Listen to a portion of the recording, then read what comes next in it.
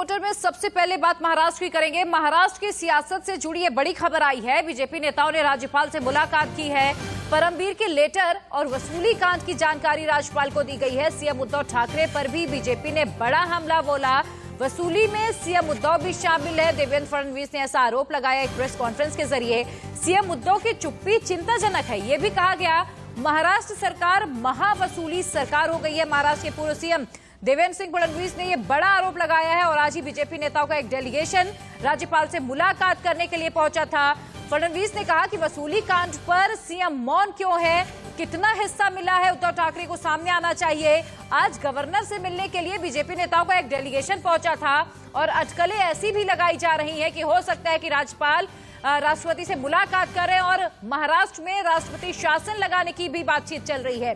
और एंटीलिया केस में अब सियासी घमासान शुरू हो गया है जो लगातार जारी है।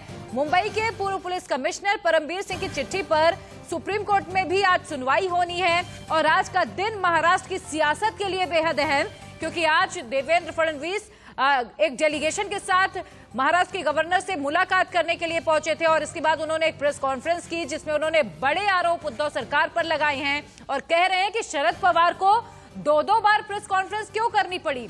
सीएम उद्धव ठाकरे अभी तक मौन क्यों है, उन्हें कितना हिस्सा मिला है, सामने आकर उन्हें बताना चाहिए। महाराष्ट्र में जिस प्रकार की घटनाएं हो रही है, चाहे पैसे की उगाही की घटना हो या ट्रांसफर्स का रैकेट हो, ये सारी घटनाएं दुखदाई है, आश्चर्यचकित और अचंभित करने वाली इस प्रकार की ये सारी घटनाएं महाराष्ट्र में हो रही है। किंतु इसमें सबसे आश्चर्य की बात अगर कोई है तो वो है मुख्यमंत्री जी का मौन। इतनी सारी घटनाएं होने के बावजूद महाराष्ट्र के मुख्यमंत्री जी ने उसके ऊपर एक बयान भी नहीं दिया।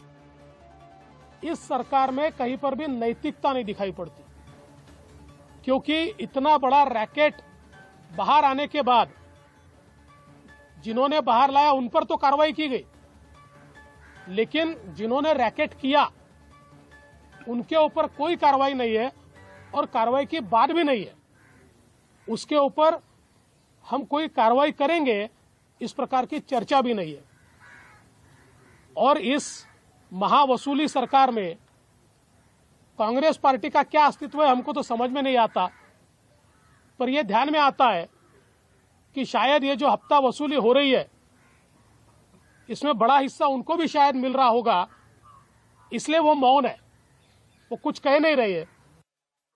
राज्यपाल जी को हमने ये कहा है, हमारे सुधीर भाऊ मुनगंटीवार जी ने 100 घटनाएं राज्यपाल जी के ध्यान में लाकर दी है कि जिसमें सरकार ने संवैधानिक जिम्मेवारी का पालन नहीं किया है।